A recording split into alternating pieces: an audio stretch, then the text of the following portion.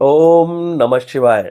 मित्रों, अनेक माध्यमों से लोगों को मोक्ष का झुंझुना पकड़ाने की कोशिश की जा रही है। मोक्ष का झुंझुना का मतलब है कि अनेक माध्यमों से आपको ये सिखाने का, ये बताने का और आपके माइंडसेट को इस तरह से तैयार करने की कोशिश जारी है कि मोक्ष जीवन का एकमात्र उद्देश्य है, जीवन का एकमात्र मकसद है।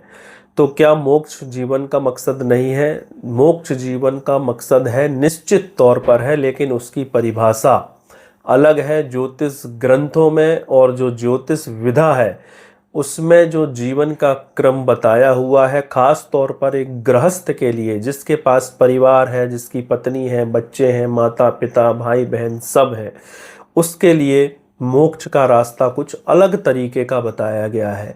उसमें क्रम बताया गया है कि सबसे पहले धर्म, फिर अर्थ, फिर काम और फिर आखिरी में मोक्ष। लेकिन आज किसी को भी, आप देख सकते हैं, चारों तरफ एसी लगा हुआ है, लग्जरी आसन है या सोफा है या सिंहासन है, उसमें बैठ के और लोगों से कहा जा रहा है कि मोक्ष के लिए प्रयास करो, अपने जीवन में त्याग को महत्व दो। और खुद एसी में बैठे हैं, हर तरह की सुख सुविधाओं से भरपूर है, लेकिन लोगों को प्रेरित किया जा रहा है कि आप खिचड़ी खाओ। खुद बादाम खा रहे हैं, खुद पिस्ता खा रहे हैं, खुद काजू खा रहे हैं, लेकिन लोगों को कह रहे हैं कि खिचड़ी खाओ, कम चीज़ों में काम चलाओ, जीवन को बहुत सिंपल बनाओ और ज़्यादा इच्छाएं मत रखो, ज़्यादा कमाने के पीछे मत भागो। तो दोस्तों, इन सारी बातों को बहुत सोच समझकर अपने सबकॉन्शियस माइंड में जाने दें, क्योंकि यदि इस तरह का माइंडसेट बन गया तो आप माया मिली ना राम जैसी स्थिति में हो जाएंगे। तो दोस्तों, सबसे पहला उद्देश्य है धर्म। धर्म का मतलब है कर्तव्य। तो आपके जो भी कर्तव्य हैं वो तो आपके सामने दिखते हैं। सबसे पहला कर्तव्य तो ये है कि आपको पैसा कमाना है, क्योंकि आज आप घर के बाहर एक कदम भी रखेंगे तो पैसे की आवश्यकता पड़ेगी। आपको अपने बच्चों को पढ़ाना है, लिखाना है, उनका विवाह करना है, उनके जॉब या उनका बिजनेस सेटल करना है, उसके लिए पैसा चाहिए। आपको अच्छा भोजन करना है, तंदुरुस्त रहने के लिए भी अच्छा भोजन जरूरी है, स्वस्थ रहने के लिए भी अच्छा भोजन जरूरी है, जिसके लिए पैसा चाहिए। अपने माँ बाप की सेवा करने के लिए, उनकी दवाइयों का, उनकी ज़रूरतों का खर्च उठाने के लिए भी पैसा चाहिए। आपको अपना शरीर ढकने के लिए या अपने छोटे मोटे शौक पूरे करने के लिए भी पैसा चाहिए। यानी हर तरीके से माँ के पेट में जब कोई शिशु आता है तब से लेकर मृत्यु पर्यंत तक, मृत्यु के बाद तक किसी एक चीज की सबसे ज्यादा जरूरत पड़ती है, तो वो है पैसा। तो दोस्तों, अपने सबकॉन्शियस माइंड में पैसा कमाने को लेकर किसी भी तरह का नकारात्मक विचार या भाव मत आने दीजिए। लेकिन हमेशा एक बात ध्यान रखिएगा कि पैसे की भी अपनी एक लिमिटेशन है। पैसे कमाने के लिए तरह तरह के हथकंडे अपनाना या साम दाम दंड भेद की नीति अपनाना या लोगों के साथ धोखा करना, छल कपट करना, ये धर्म नहीं है। इसके बहुत दुष्परिणाम आपको मिलेंगे। हो सकता है वो अभी आपको दिखाई ना दे रहे हो, आपके जीवन में ना आए। जैसे ही ग्रह दशा बदलेगी और चीज़ें आपके थोड़े से भी अपोजिट होंगी, तो आपके जीवन में इतनी बड़ी बड़ी समस्याएं आएंगी कि आपको जीवन नर्क लगने लगेगा।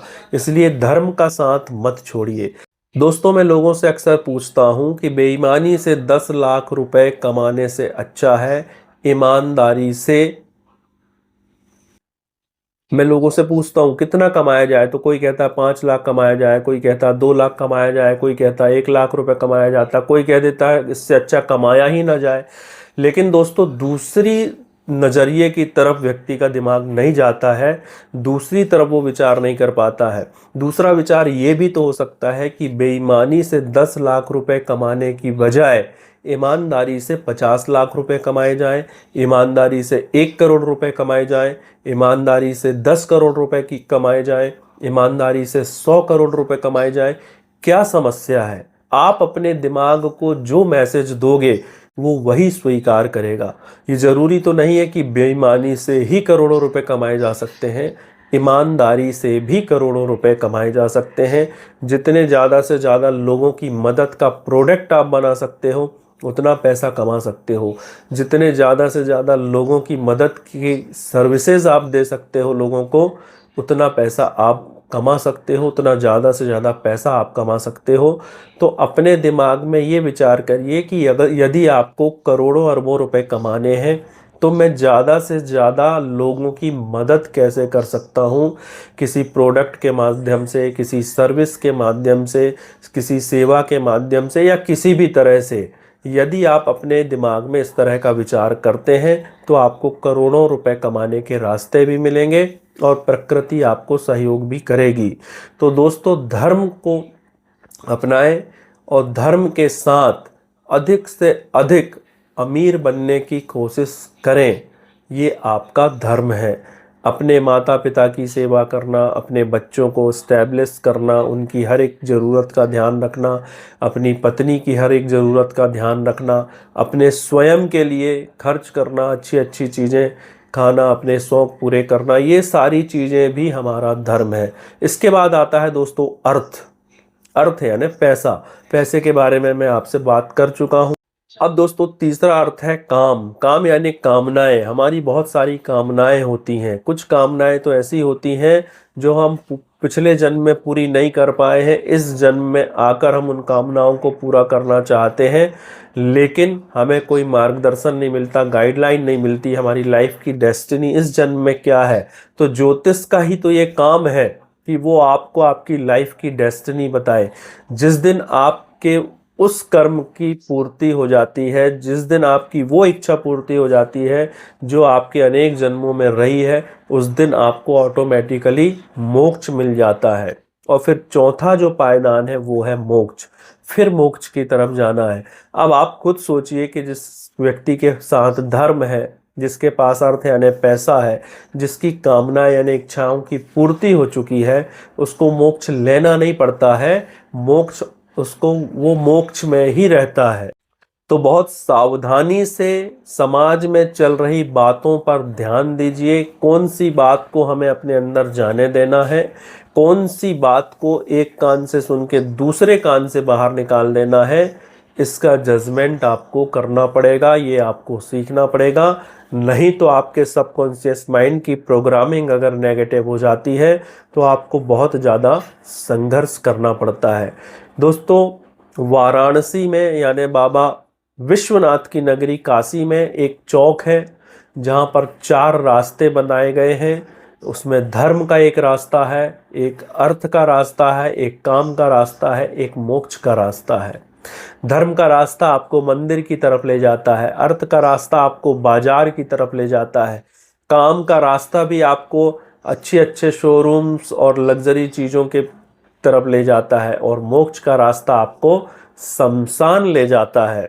तो काशी विश्वनाथ में एकमात्र ऐसा स्तंभ है, उसका नाम मुझे नहीं पता है, जहाँ पर ये चारों रास्ते हैं। तो इन सब चीज़ों का मैसेज क्या है, बहुत गंभीरता से विचार करिए और अपने जीवन को किस तरह से आपको डिज़ाइन करना है वो आपको खुद करना है।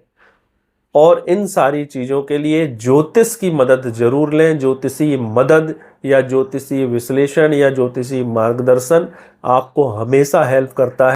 बस आपको अच्छे एस्ट्रोलॉजर के संपर्क में आना है और उनके साथ आपको कुछ सालों तक बने रहना है। आपके जीवन में बहुत बड़ा परिवर्तन आ सकता है, आपका जीवन सुख समृद्धि से भरपूर हो सकता है। उम्मीद है वीडियो में दी गई जानकारी आपको पसंद आई होगी।